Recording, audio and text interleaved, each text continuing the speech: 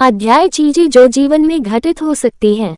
ऐसा लगता है कि लोग अपने जीवन में भी इस तरह की चीजों का अनुभव कर सकते हैं। फिर भी सड़क पर चलते समय अपने पसंदीदा पात्र से मिलने की क्या संभावनाएं हैं?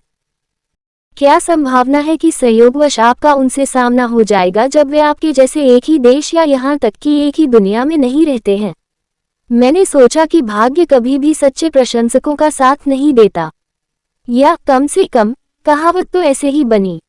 मुझे लगा कि यह लोकप्रिय है क्योंकि यह एक सच्चाई है कि कट्टर प्रशंसक कभी भी अपनी पसंदीदा मूर्तियों या पात्रों या किसी भी चीज से नहीं मिल पाते। मैं गलत था। उत्साह में कांपते हुए मैंने उस समय गवाही दी जब मेरा पसंदीदा पात्र मेरी आंखों के सामने बैठा था। वह हमेशा की तरह वास्तविक था। मेरा पसंदीदा चरित्र। मैं ठीक उसी की ओर देख रहा था। मुझे अपने अत्यधिक भय को कम करना पड़ा और अपने आप को बस उस चेहरे को घूरने के लिए मजबूर करना पड़ा जिसके बारे में मैं व्यावहारिक रूप से हर दिन सपने देखता था। मेरा पसंदीदा चरित्र, जो इस क्षण से पहले केवल शब्दों में अस्तित्व में था, अब ठीक मेरे सामने चलता है, बात करता है और सांस लेता है। उसकी आंखें इतनी खूबसूरत थीं कि मेरे रोंगटे खड़े हो जाते थे, फिर भी वे इतनी तेज दिखती थी कि अगर मैं उसे किसी तरह परेशान करूं तो मुझे काट सकती थी। प्राचीन शीशे की तरह उन्होंने मुझे भावहीन, शानदार और भयानक रूप से देखा। उनका सुनहरा रंग रात के आकाश के बीच तारों की रोशनी की तरह चमक रहा था, एक अनोखी तरह की सुंदरता जिसने मुझे पूरी तरह मंत्रमुग्ध कर दिया। ठीक है, सुश्री लेखिका, आपने कभी नहीं कहा कि वह इतना सुंदर था। वह मुझे सीधे संबोधित करने लगा। आप कौन हैं? उसने पूछा, और उसकी आवाज बहुत अच्छी और गहरी थी। यह उससे भी बेहतर था जितना मैंने सोचा था। हालांकि मैं बता सकता हूं कि वह मुझ पर थोड़ा उत्तेजित था। मैं रोना शुरू करने के लिए तैयार थी और वह मुझे इस तरह देखने के लिए अनिच्छुक रहा होगा। भगवान, वह इतना सुंदर कैसे था? मैं उसे देखते हुए कभी नहीं थकता। अगर वह अब की तुलना में थोड़ा बड़ा होता तो मैं उसे थोड़ा और पसंद करता, लेकिन इससे ये तथ्य नहीं बदल गया कि मुझे उसका रंग पसंद था। मैंने पूछा कि आप कौन थे? उन्होंने दोहराया। जब मैंने दोबारा कोई जवाब नहीं दिया तो उसकी भौहें तन गईं। मेरी सांसें लगभग रुक गईं क्योंकि वह अभी भी बहुत तेज था। ये नहीं चलेगा। मैं शांत होना चाहता था, लेकिन मुझे संदेह था कि मैं ऐसा कर पाऊंगा या नहीं। ये बात मन में रखकर मैं उसकी ओर दौड़ने लगा। पापा, मैं रोया। उसने कभी किसी से प्रेम नहीं किया था और न कभी किसी ने उससे प्रेम किया था। वह दुनिया का सबसे दयनीय आदमी था। वह आदमी जिससे मैं सबसे ज्यादा प्यार करता था। हालांकि वह पहले सुस्त बैठा था, लेकिन जैसे ही उसने मुझे रास्ते में देखा तो वह अकड़ गया। मैंने महसूस किया कि वह आश्चर्य से हौंफ रहा है। पापा, मैंने एक बार फिर फोन किया। उसके स्वर से उसकी अविश्वसनीयता का पता चल गया। आप अपने पिता को किसे बुला रहे हैं? प्रतिक्रिया कोई अजीब नहीं थी। वह अविवाहित था। फिर भी मैं जोर से मुस्कुराया और उससे नजरें मिलाईं। मैं उसकी सुनहरी निगाहों के पीछे बढ़ते खतरे को महसूस कर सकता था, लेकिन इससे मुझे और खुशी हुई। मैं खिलखिला पड़ा। पापा। फिर मैंने उसे खींचकर गले लगा लिया और उसने हैरानी से मेरी ओर देखा। इससे कोई फर्क नहीं पड़ता अगर वह। हालांकि उसने मुझे इस तरह देखा। मैं कभी हार नहीं मानने वाला था। पापा। आखिरकार वह नर्म पर गया और उसने मुझे अपने से दूर करने की कोशिश करना बंद कर दिया। गहरी आह भरते हुए मैंने उसे देखा। यदि मैं इसी क्षण मर भी जाऊं, तो भी मुझे कोई पछतावा नहीं होगा। यह मेरे और मेरे पसंदीदा किरदार, मेरे भावी पिता, एक खलनायक के बीच पहली मुलाकात थी। जीवन में बहुत सी समझ से परे चीजें घटित होती हैं। एक दिन मेरा फोन टूट गया। फिर अगले दिन मैं 6 साल के बच्चे के रूप में जागा। ठीक है, 6 साल की उम्र में जागने से बेहतर है कि मेरे पास टूटा हुआ फोन हो, मैंने खुद से कहा। यह अब तक का सबसे बेतुका अनुभव था जिससे मैं गुजरा हूं। खिड़की की चौखट के पास अपना चेहरा ऊपर करके मैंने बाहर के दृश्यों पर नजर डाली। निश्चित रूप से स्थिति ने मुझे थोड़ा मूर्ख बना दिया, लेकिन मेरे छोटे कद के कारण मेरे पास कोई विकल्प नहीं था। हालांकि मैंने खिड़की के बाहर जो दृश्य देखा, वह उस दृश्य से बिल्कुल अलग था जिसे मैं देखने का आदी था। बेशक यह अलग है, मैंने जारी रखा। ये बिल्कुल अलग दुनिया है।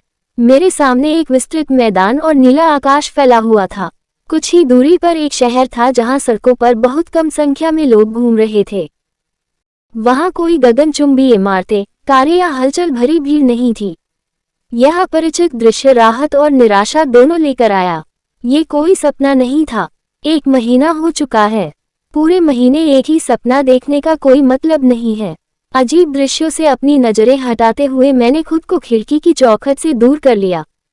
फिर मैंने नीचे अपने छोटे से हाथ की ओर देखा। जब मैं पहली बार जागा तो मैं भ्रमित था। मैं उस स्थिति को समझ नहीं पा रहा था जिसमें मैं था, और मुझे रोना बंद करने और वापस जाने के बारे में उपद्रव करने में काफी समय लग गया। हालांकि हर चीज में से एक चीज थी जिसने मुझे होश में वापस ला दिया था। आवेग में उसका नाम मेरे होठों से निकल गया, मिल्टिएड्स। मैंने घोषणा की। मैंने अपना पसंदीदा किरदार देखा था। ये सब कुछ ऐसा लगा जैसे मैं किसी फिल्म की सेट पर था या ट्रूमैन शो जैसा कुछ था। अपनी नई वास्तविकता से भागने की कोशिश में मैं अपने पसंदीदा चरित्र में भाग गया। ये भगवान का एक उपहार था। भगवान ने मेरी इच्छा पूरी की। मैं रोया, आभारी था कि मैं हर दिन सोने से पहले प्रार्थना करता था। मेरे पसंदीदा चरित्र वाली एक दुनिया। जो कुछ भी घटित हुआ उसका केवल एक ही स्पष्टीकरण फिट हो सकता है। मैं मुख्य नायक के रूप में उपन्यास की दुनिया में आ गया हूँ। आमतौर पर मुख्य पात्र बनना उत्साह का कारण होगा, लेकिन इस मामले में नहीं। इस उपन्यास का नाम ए लाइटली स्पिरिट था और लेखक अधिक यथार्थवादी प्रकार की कल्पना लिखना चाहता था। इसलिए उन्होंने असंख्य भयानक संघर्षों के माध्यम से नायक को परास्त किया। मैं ये सोचकर कराह उठा। सोचना यह है कि एक हीरोइन को इतना कुछ सहना पड़ता होगा। लेकिन ये ठीक है, मैंने पीछे हटते हुए अपने आप से बड़बड़ाना जारी रखा। आखिरकार मेरा पसंदीदा किरदार इसी दुनिया में रहता है। प्रकाश और नमक। मैंने सोच लिया था कि अब कभी इस तरह प्यार नहीं करूंगा। ये वेब उपन्यास पहली चीज थी जिसने मुझे कंप्यूटर की ओर दौड़ने के लिए प्रेरित किया था, जिसका मैं बेसब्री से इंतजार कर रहा था। अगला अपडेट। मैंने अधिक जानकारी के लिए लेखक के सोशल मीडिया पर भी नजर डाली। मैं इतना खुश था कि मैं अपने पसंदीदा चरित्र को फिर से देख सका कि मैं रोने लगा। संदेश। एक जानी पहचानी आवाज ने मुझे मेरी स्मृति से बाहर निकाला। आप इस तरह यहाँ नहीं रह सकते। लुसियाना, वह नौकरानी जिसे मेरी देखभाल के लिए नियुक्त किया गया था, तेजी से भागी और मुझे कड़ी नजर से खिड़की के पास मेरी जगह से हटा दिया। उसकी निगाहें चुभ गईं, लेकिन मैं उसकी ओर देखकर मुस्कुराया। वह केवल दोगुनी हो गई। आपकी मुस्कुराहट मुझ पर काम नहीं करती, उसने कहा। आह, ये कल ही काम कर गया। ये सोचना कि वह मेरी सुंदरता पर विजय प्राप्त कर लेगी कितना मजबूत है। उसने मेरी हैरानी को भांप लिया, खुद को मजबूत किया और आगे बढ़ती रही। आप इतने अनिश्चित तरीके से खिड़की से बाहर नहीं देख सकते, ठीक है? उसने पूछा। मेरे पास सिर हिलाने के अलावा कोई चारा नहीं था। तुम्हें पता है कि आज एक महत्वपूर्ण दिन है ना? मैंने सिर हिलाया। बिल्कुल, तो फिर यहीं बैठो, मैं तुम्हें तैयारी करने में मदद करूंगा। मैंने उसकी बात मानी और उसने वेयोस साम्राज्य की तर्ज पर सोने की कढ़ाई से सजी पुजारी की वर्दी बिछा दी। ये कुछ ऐसा था जिसे केवल पुजारी ही पहन सकते थे। आप इसे पहनेंगे? उसने कहा। ठीक है। जबकि लुसियाना ने मुझे कपड़े पहनने में मदद की, मैं अपनी सबसे बड़ी समस्या के बारे में सोचने लगी। मुझे जीवित रहने की जरूरत थी। इस उपन्यास का मुख्य पात्र और मैं जो व्यक्ति बन गया था, प्रिसिला, का मरना तय था क्योंकि उसके आसपास के अन्य लोग उसकी प्रचुर दयालुता का फायदा उठाएंगे। मैं उस तरह नहीं रह सका। आंतरिक रूप से मैंने इस उपन्यास के लेखक से अपना पश्चाताप व्यक्त किया। मैं प्रिसिला की भूमिका नहीं निभाने वाला था। मैं कुत्ते की मौत नहीं मरना चाहता था, इसलिए मुझे रहने के लिए एक सुरक्षित जगह ढूंढनी पड़ी। मुझे गोद लेने के लिए एक अच्छा घर ढूंढना था। आखिरकार आ ही गया। मैंने बुदबुदाया। आज वह दिन था जब मैं अपनी किस्मत का फैसला करूंगा। लुसियाना से निर्देश प्राप्त करने के बाद मैं मंदिर पहुंचा जहां 12 बुजुर्ग और पोप बैठे थे। जैसे ही मैं अंदर गया, सब लोग खड़े हो गए और मुझे प्रणाम किया। आपका स्वागत है, संदेश, उन्होंने कहा। वर्तमान समय का व्यक्ति होने के नाते मेरे लिए बूढ़ों के साथ तालमेल बिठाना कठिन था। सफेद बालों के साथ मुझे झुकते हुए जवाब में मैं बस कुछ बार अजीब तरह से सिर हिला सका, लेकिन बुजुर्ग फिर भी मुस्कुराए। एक ने कहा, आप आज भी मनमोहक लग रही हैं। दूसरे ने कहा, उसे जाने देना मुश्किल होगा। कानून तो कानून है, जवाब आया, इसलिए इसके बारे में हम कुछ नहीं कर सकते। मुझे आशा है कि संत का आशीर्वाद सदैव बना रहेगा। जब वे आशीर्वाद दे रहे थे तो मैं वहां से गुजरते हुए पोप के सामने खड़ा होने के लिए रुक गया। पोप राफेल भी काफी बूढ़े थे। आपका स्वागत है संतेस, उन्होंने मुझसे कहा। धन्यवाद परम पावन, वे मुस्करा उठे। फिर वह हंसे। क्या आपको पता है कि आज क्या है? हाँ, निस्संदेह मैं जानता था। मैं आज अपना परिवार चुनने जा रहा था। प्रत्येक संत को मंदिर छोड़कर दुनिया की यात्रा करनी होती थी, इसलिए उन्होंने वयस्क होने तक उनकी देखभाल के लिए एक परिवार को चुना।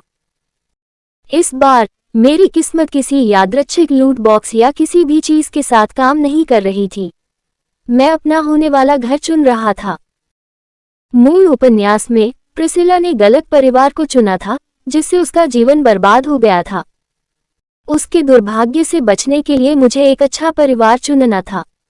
कितना दुर्भाग्यपूर्ण विकल्प है। मैं कभी वह नहीं चुन सका जो प्रिसिला ने चुना होगा।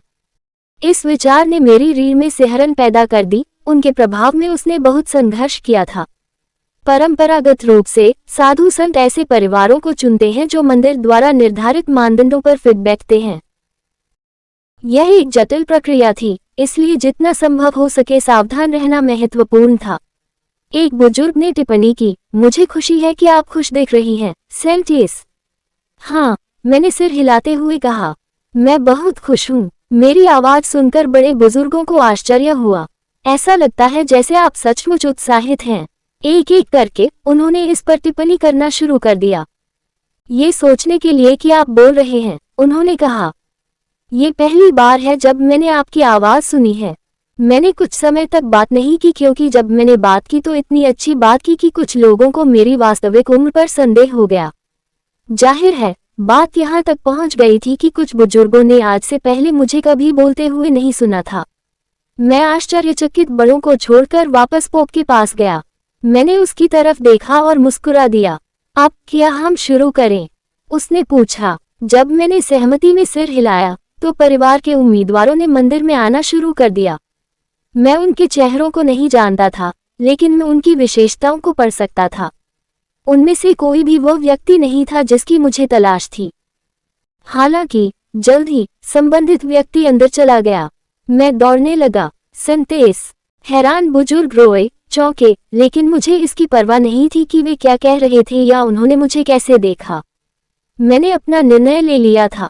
पापा। मैं सीधे मिल्टिएट्स की बाहों में कूदकर रोया।